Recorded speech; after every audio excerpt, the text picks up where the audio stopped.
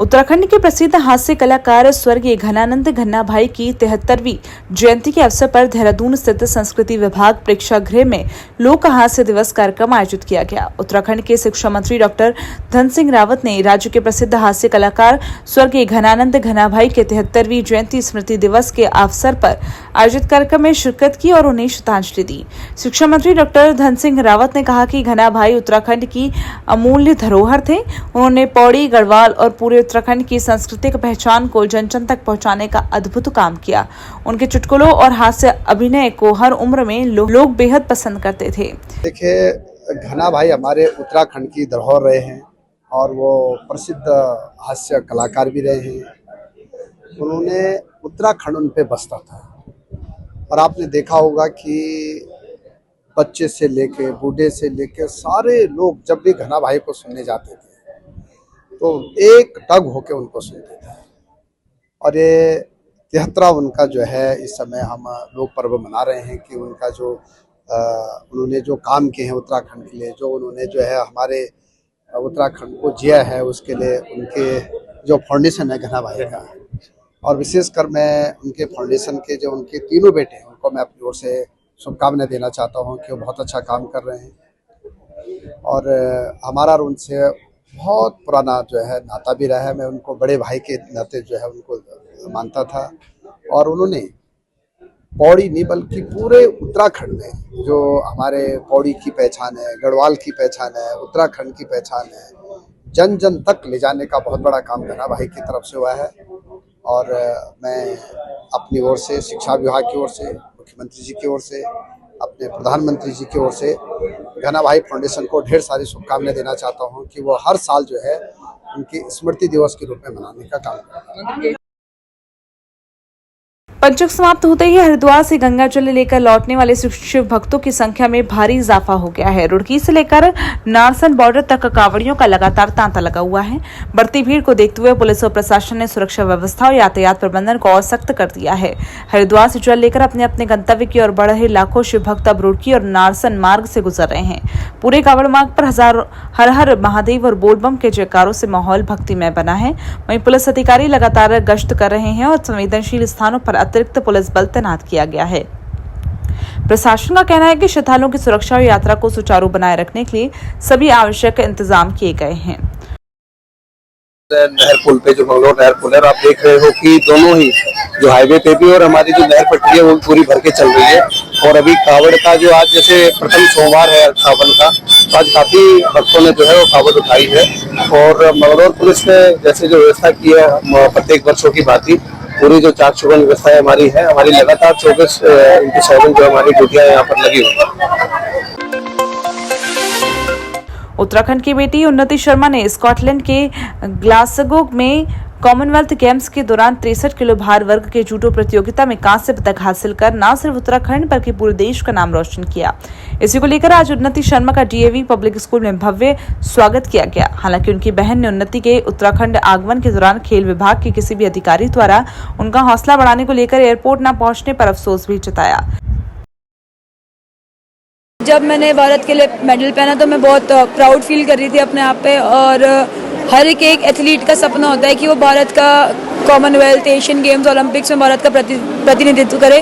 तो मुझे ये मौका मिला और मैं उस मौके पे खड़े होकर के मैं भारत के लिए ब्रोंज मेडल ले पाई, तो मुझे बहुत अच्छा लग रहा है। क्या ब्रोंज ही उन्नति का बेस्ट था या कुछ से ज़्यादा एक्सपेक्टेशन थी आपको? लेकिन टारगेट गोल्ड था।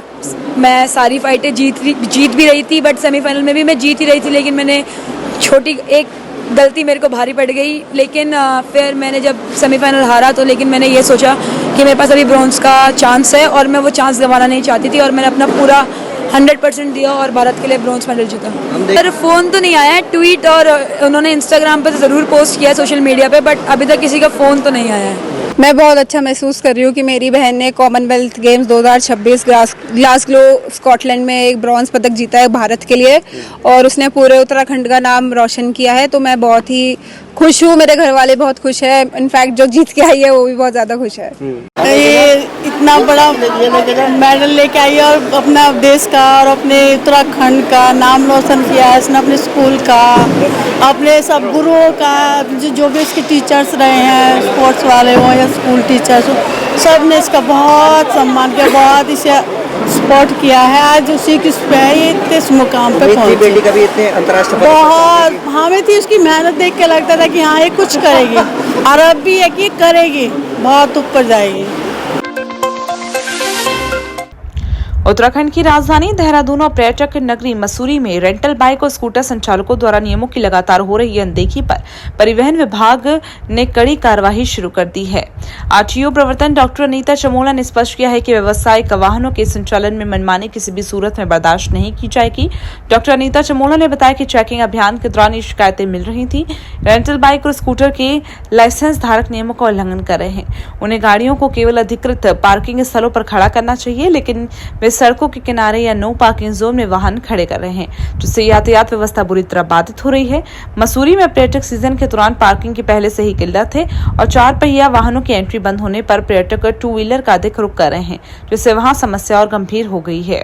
टीम्स ने भी जब हम रूट चेकिंग पे रहते हैं, एनफोर्समेंट की कार्रवाई करते हैं, तो ये देखा भी है और कई शिकायतें भी इस आशय की हमें कार्यालय में प्राप्त हो रही थी कि जो रेंट बाइक के लाइसेंस धारक हैं उनके द्वारा नियमों का उल्लंघन किया जा रहा है, जिसमें प्रमुखता ये था कि जो पार्किंग की डेजिग्नेटेड जगह है जहां उन्हें गाड़ी को खड़ा करना चाहिए, वहां पे ना करके रोड के किनारे पे खड़े कर देना, नो पार्किंग जोन में खड़े कर देना, जिससे कि जो ट्रैफिक है वो बाधित हो रहा है। और विशेषकर ये टूरिस्ट प्लेस जहां पर की पार्किंग स्पेस कम है मसूरी में, ये समस्या बहुत ज्यादा आ रही थी। इसके साथ ही जो गाड़ियां रजिस्टर्ड हैं, जिनके परमिट हैं, उनके डॉक्यूमेंट्स को भी पूरा कंप्लीट ना रखना, टैक्स समय से जमा नहीं कराना, पॉलिसी सर्टिफिकेट ना लेना, ये एक दूसरा कारण है। और साथ ही कॉमर्शियल बाइक के साथ साथ, स्कूटी के साथ साथ प्राइवेट को भी उसके साथ चला देना, उसको भी रेंट पर दे देना।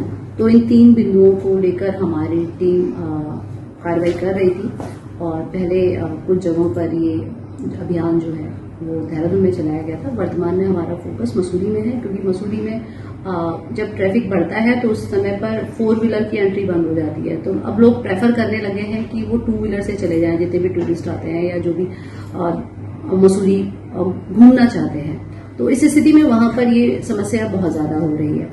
तो इनके हमने चालान किए हैं, कुछ गाड़ियों को हमने सीज भी किया है और ऐसी गाड़ियों के जो नो पार्किंग में खड़ी हैं और नियमों का उल्लंघन कर रही हैं, तो ऐसे लाइसेंस धारकों के विरुद्ध चालान की कार्रवाई की जा रही है। और साथ ही इनके लाइसेंस, चूंकि ये स्टेट ट्रांसपोर्ट अथॉरिटी STA से जारी होते हैं, तो उनके निलंबन की भी संस्तुति की जा रही है। और वर्तमान में लगभग 75 ऐसे हमने अभी तक एक एनलिस्टेड करे हैं, जिनको कि हम आगे की कार्रवाई के लिए, उनके लाइसेंस के विरुद्ध कार्रवाई के लिए हम STA भेज रहे हैं। आज बुधवार को नंदा देवी राज राजेश्वरी सिद्धपीठ राड़ा में आयोजित एक कार्यक्रम में लोक जात यात्रा 2026 का दिन पट्टा जारी किया गया।